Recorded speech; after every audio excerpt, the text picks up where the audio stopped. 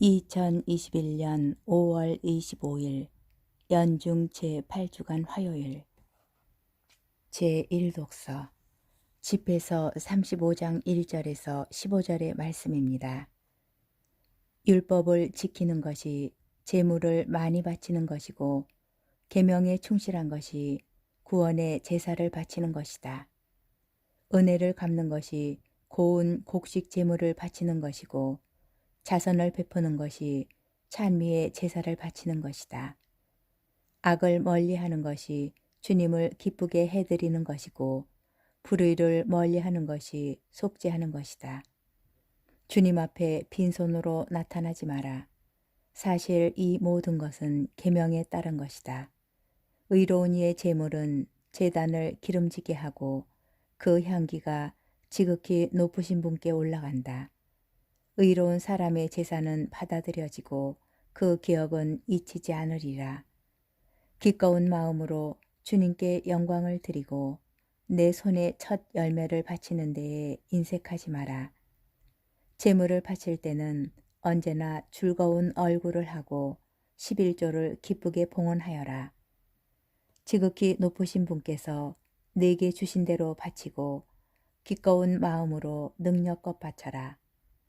주님께서는 갚아주시는 분이시기에 7배로 너에게 갚아주시리라. 그분에게 뇌물을 바치지 마라. 받아주지 않으신다. 불의한 제사에 기대를 갖지 마라. 주님께서는 심판자이시고 차별 대우를 하지 않으신다. 주님의 말씀입니다. 복음 마르코 복음 10장 28절에서 31절의 말씀입니다. 그때 베드로가 나서서 예수님께 말하였다.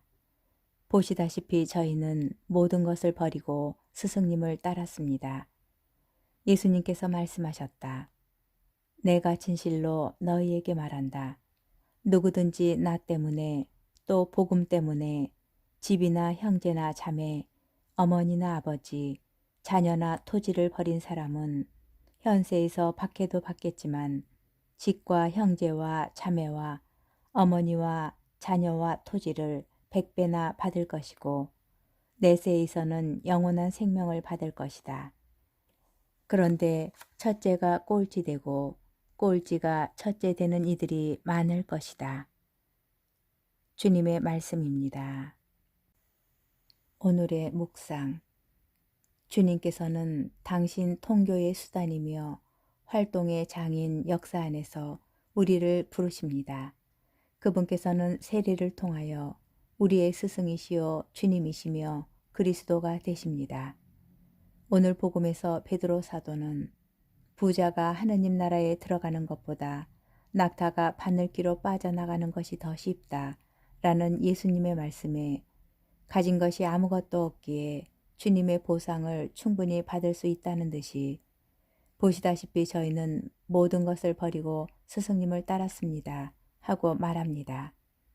이에 주님께서는 당신을 위하여 또 특히 마르코 복음서에서만 서술되어 있는 복음 때문에 모든 것을 버린 사람들은 현세에서 어려움도 있겠지만 하느님께서 주시는 복으로 부를 누리고 내세에서는 영원한 생명을 받을 것이라고 말씀하십니다.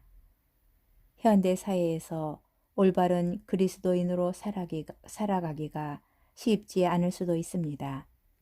왜냐하면 요즘 세상의 논리로 보자면 현실의 보상이 내세의 보상보다 훨씬 중요하며 어떤 때는 현실의 보상이 전부인 양 우리를 유혹하기 때문입니다. 그러나 오늘 복음에서 예수님께서는 또한 첫째가 꼴찌 되고 꼴찌가 첫째 되는 이들이 많을 것이다 라고 말씀하십니다. 그리스도인은 세상의 판단이 아니라 그리스도께서 우리에게 주신 계명과 그분의 말씀을 기준으로 삼아야 합니다. 그럴 때 우리는 진정한 첫째가 될 수 있고 초세기 그리스도인들이 보여준 것처럼 그리스도를 따르는 삶을 살 수 있습니다.